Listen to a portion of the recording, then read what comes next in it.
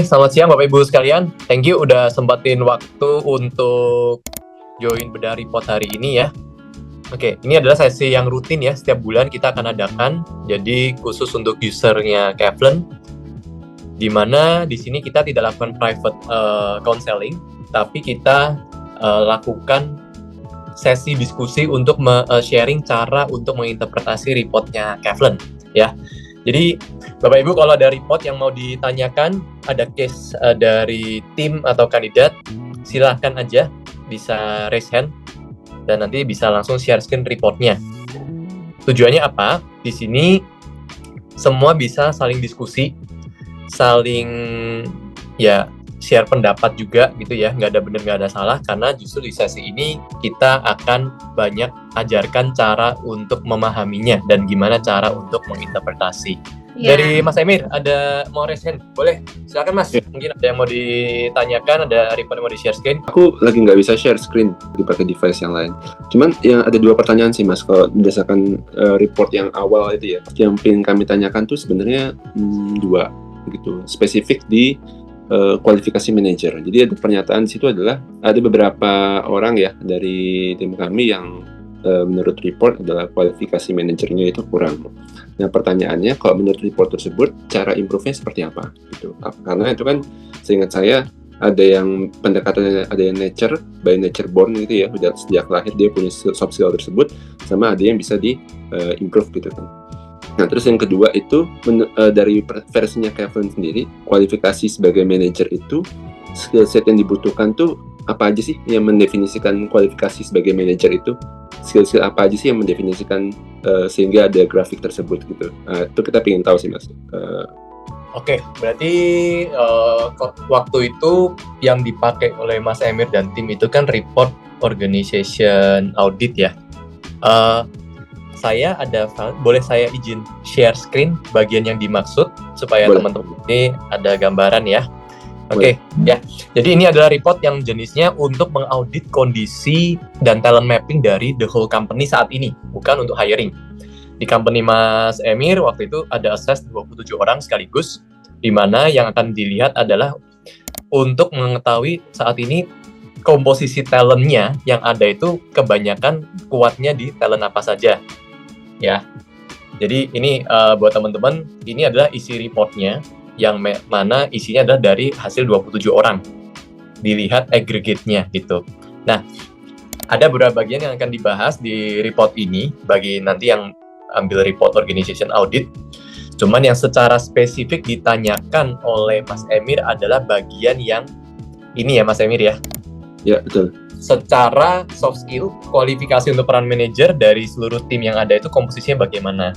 Nah, sekali lagi buat Bapak Ibu yang baru mengikuti Kevlen ya, apapun yang kita assess di sini, itu kan based on soft skill, yaitu yang dilihat dari apa saja, yang kita lihat adalah dari sisi behavior-nya, dilihat dari sisi kebiasaannya juga, sikap-sikapnya dia, ya semua yang sifatnya soft skill. Jadi kita nggak ngelihat pengalamannya setinggi apa, technical knowledge-nya sebagus apa, kita nggak ngelihat.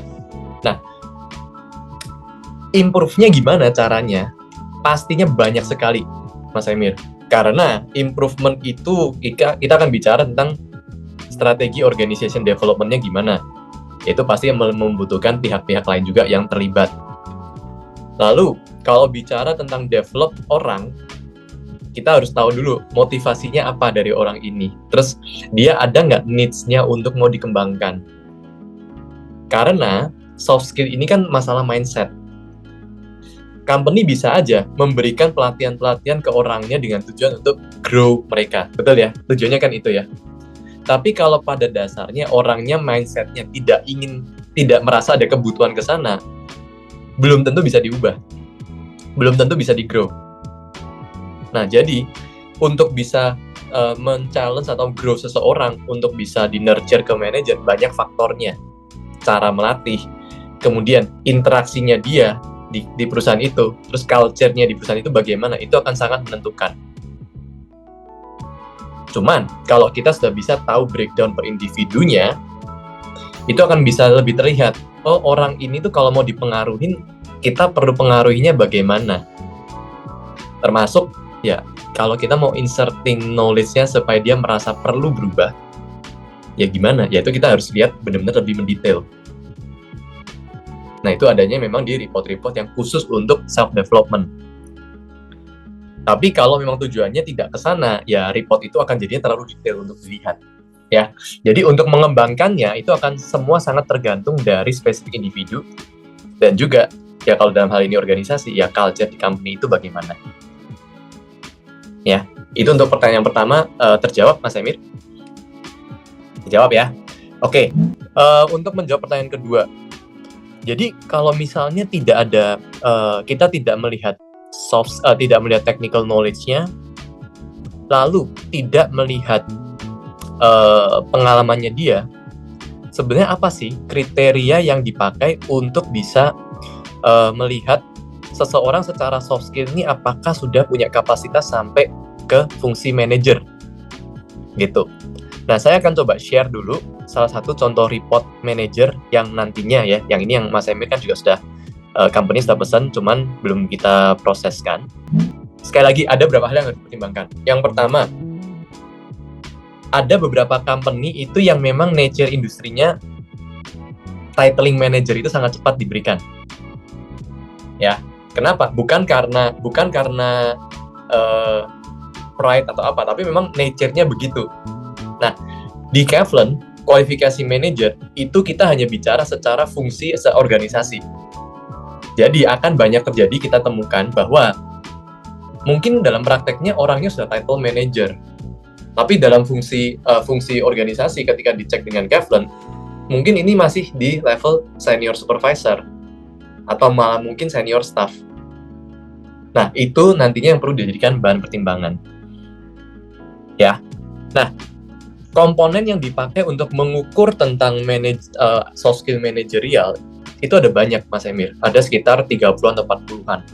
Tapi itu pun dibagi jadi apa saja kriteria pentingnya, mana kriteria yang secondary, dan mana kriteria yang tersier. Nah, itu kita nggak akan breakdown terlalu banyak lah. Tapi reportnya itu nanti sudah langsung memberikan kesimpulan seperti ini dulu. Yang pertama, secara soft skill, dia ini di range-nya di mana nih secara manajerial? Yang mana kalau skornya atau barnya ini semakin ke kanan, ya sebenarnya secara soft skill orang ini cukup kuat nih untuk fungsi manager. Kalau misalnya kadarnya terlalu ke kiri, terlalu rendah, ya jangan dulu diberi fungsi manager. Simpelnya begitu. Nah, lalu yang akan dilihat tuh apa saja? Yang pertama, itu akan dimunculkan tentang kriteria utama seorang manajer itu butuhnya apa saja kompetensinya. Nah, ini akan diukur. Jadi kalau tadi untuk menjawab Mas Emir, jadi untuk seorang manajer, paling penting itu yang dilihat apa? Kalau di kita akan lihat 8 ini dulu. Seorang manajer, kapasitas berpikir panjangnya sekuat apa, kapasitas dedikasinya sekuat apa, analitis berpikirnya sekuat apa, dan lain-lain. Ini yang akan di-capture duluan. Ya, kenapa? Ya karena kompetensi yang ada di sini itu mudah dibicarakan. Orang bisa aja ngomong, oh ya saya berpikir panjang, oh saya suka mengatur strategi. Tapi apa iya? Apa dia punya kebiasaan itu? Nah, yang mau di-capture adalah punya kebiasaan ini enggak? Ya, jadi ini semua sudah yang jadikan cara penghitungan di sistem. Lalu juga akan dilihat setiap orang ini kekuatannya sebagai fungsi manajer gimana, dan yang lemah apa. Nah, dari sini bisa dipakai untuk kalau mau ada one-on-one development. Nah, ini yang dilihat. Terus juga dilihat apakah fungsi pekerjaannya sesuai. Contoh, kita butuh manajer yang paling nggak kalau ada situasi yang di luar kendali, dia berani take action untuk mengendalikan keadaan. Misal ya kalau pengambilan keputusannya muncul di bagian lemah, ya kita jangan expect dia untuk speak up atau jangan expect dia untuk mau take control. Kenapa ini penting? Karena seringkali kita tuh akan punya bayangan gini, Mas Emir. Loh, dia sudah di fungsi manajer ya harusnya kalau ada situasi yang out of control ya pegang kendali dong. Harusnya. Realitanya nggak begitu masalahnya. Jadi kalau kita sudah tahu duluan orangnya seperti apa ya, kita cara treatmentnya ke dia ataupun apa saja yang kita expect ke dia ya kita mulai kontrol nih.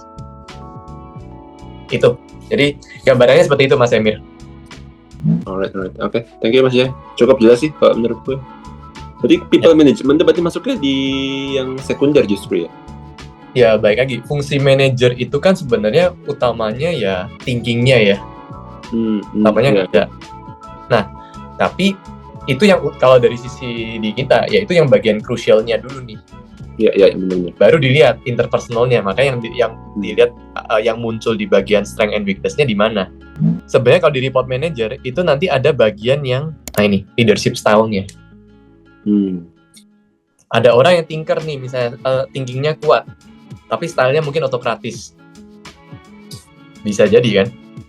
Ada orang yang memang tipenya lebih ke demokratis. Nah, kalau demokratis biasanya tuh ya nge-lead by ngayomi. Ya, ngayomi yang lain pendapatnya gimana. Ada juga yang lead secara coaching, pembinaan.